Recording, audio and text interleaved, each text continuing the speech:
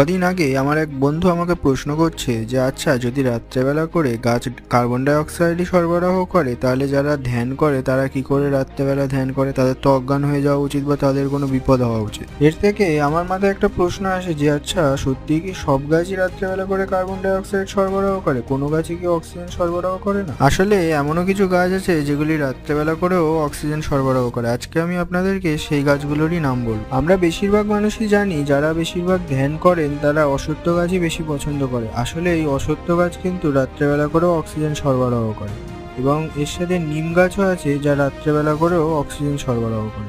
এছাড়াও কিছু indoor plant আছে, যেমন ধরুন অ্যালোভেরা, স্নেক প্ল্যান্ট, অর্কিড গাছ, স্পাইডার প্ল্যান্ট, তুলসী গাছ। এগুলিও রাত্রেবেলা করে অক্সিজেন প্রডিউস করে। তুলসী গাছ প্রায় 20 ঘন্টা মতো অক্সিজেন প্রডিউস করে।